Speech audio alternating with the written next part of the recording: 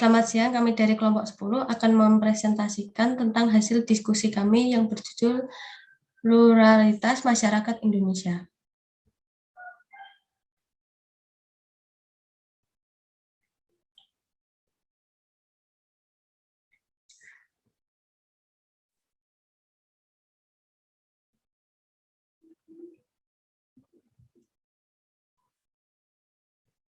Pluralisme sering diartikan sebagai suatu paham atau pandangan hidup yang mengakui dan menerima adanya sifat kemajemukan dan keanekaragaman.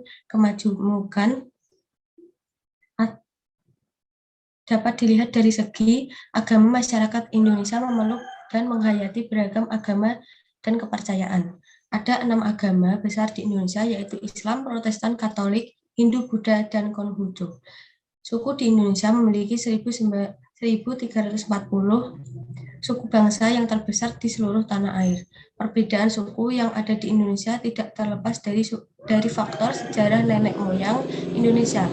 Suku yang tergolong besar yaitu adat Sunda, Madura, Minangkabau, dan Bugis. Selain itu, di Indonesia juga memiliki banyak ragam budaya. Hal ini terlihat dari adat istiadat, pola hidup, interaksi sosial, bahasa sebagai alat komunikasi, dan lain-lain. Beragamnya budaya Indonesia selain dilatar belakangi oleh suku yang berbeda-beda budaya, juga berakibat dari pengaruh luar yang diminati oleh penduduknya.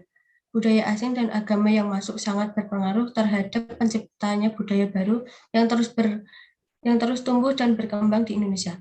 Agama Hindu yang datang dari India, agama Islam dari Arab, agama Kristen dari Eropa, serta agama Buddha dari negara-negara Indo-Cina sangat berpengaruh dalam proses pembentukan budaya di Indonesia sampai sekarang. Dalam kehidupan politik, kemajemukan bangsa Indonesia terlihat pada kemauan politik masyarakat yang selalu tidak sama. Hal ini antara lain dapat dilihat dari jumlah partai politik yang selalu banyak, sehingga puncak terlihat pada pemilihan umum 1999 yang diikuti oleh 48 partai politik.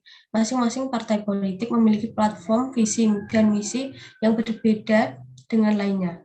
Pluralisme atau kemajemukan suatu masyarakat dapat dilihat dari dua sudut pandang, yaitu secara horizontal dan secara vertikal. Pluralisme memiliki salah satu nilai penting, yaitu toleransi. Toleransi adalah kesediaan dan kemampuan psikis untuk hidup berdampingan dengan masyarakat lain yang berbeda suku, adat, bahasa, dan agama. Toleransi dan pluralisme diperlukan untuk menghindari konflik dan perpecahan masyarakat. Contohnya, umat Nasrani boleh mengucapkan selamat kepada umat lainnya dalam memperingati hari besar. Hal ini karena tidak ada larangan dalam ajaran tersebut untuk melakukan, sementara agama lain kemungkinan akan berbeda. Salah toleransi umat Muslim adalah dengan membiarkan dan tidak mengganggu kegiatan ibadah agama lain yang mereka yakini, untukmu agamamu dan untukku agamaku.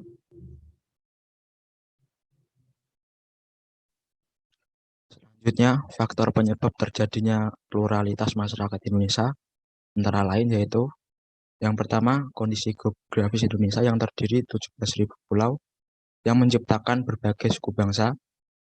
Dengan keadaan geografik wilayah Indonesia yang terdiri dari ribuan pulau, merupakan faktor yang sangat besar pengaruhnya terhadap terjadinya pluralitas suku bangsa Indonesia. Banyaknya jumlah bangsa yang ada di Indonesia, masing-masing dengan bahasa dan identitas kultur yang berbeda-beda. Lalu yang kedua, letak Indonesia yang berada di antara dua samudra. Dengan letak Indonesia di antara Samudra Hindia dan Samudra Pasifik, keadaan ini menjadikan negara Indonesia menjadi lalu lintas perdagangan, sehingga mempengaruhi terciptanya pluralitas di dalam masyarakat Indonesia. Salah satunya pengaruh kebudayaan dari bangsa lain melalui para pedagang asing. Dan yang terakhir, yang ketiga, iklim yang beragam. Dengan iklim yang berbeda-beda, struktur yang tidak sama di antara berbagai daerah di Kepulauan Indonesia telah mengakibatkan pluralitas regional seperti perbedaan curah hujan dan kesuburan tanah merupakan kondisi yang menciptakan dua macam lingkungan ekologis yang berbeda.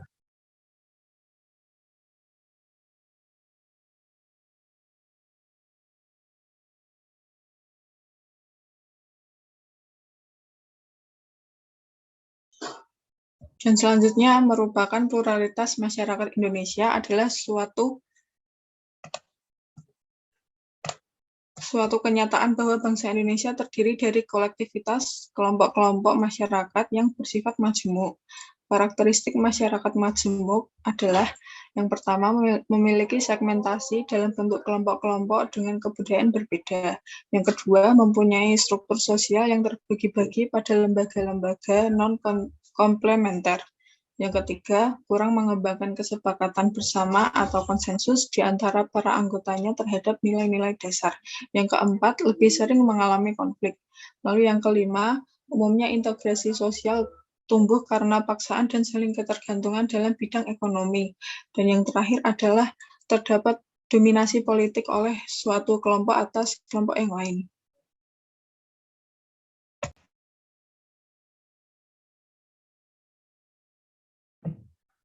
Selanjutnya, pluralisme pada perkembangan menjadi suatu wacana yang cukup ramai dibicarakan, terutama pasca reformasi. MUI memutuskan fatwanya yang mengharamkan terhadap sekularisme, liberalisme, dan pluralisme pada tahun 2005.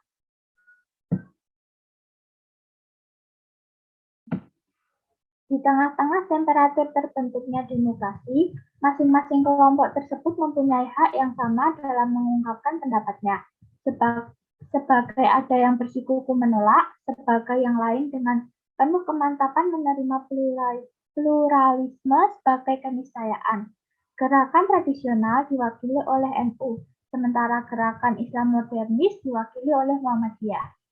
Gus Dur pada suatu momen dinobatkan sebagai bapak pluralisme karena berkat jasa Gus Dur, agama Konghucu diakui di negara Indonesia.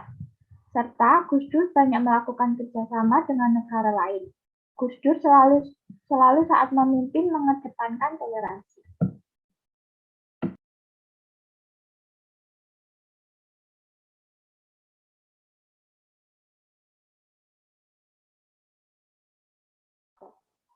Selanjutnya ada pluralisme dalam implementasi, merujuk kepada konsep keseimbangan yang memelihara hubungan keragaman atau pluralitas serta memelihara perbedaan melalui faktor-faktor kesamaan, peningkat, dan kesatuan.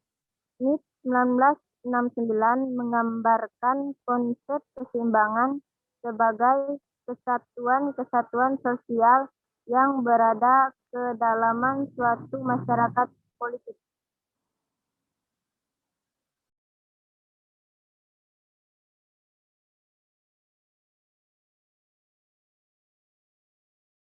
Di sini ada 5 anggota dari kelompok 10 yang terdiri dari yang pertama ada Aldi Prakoso dengan NIM 35 2020 010, yang kedua dengan Anis Anjarwati dengan NIM 35 2020 014. Yang ketiga ada Trisensia Tasya Amanda dengan NIM 35 2020 016. Yang keempat ada Desrikat Farah S dengan NIM 39 2019 030. Yang terakhir ada Diva Wulan dengan NIM 39 2019 070.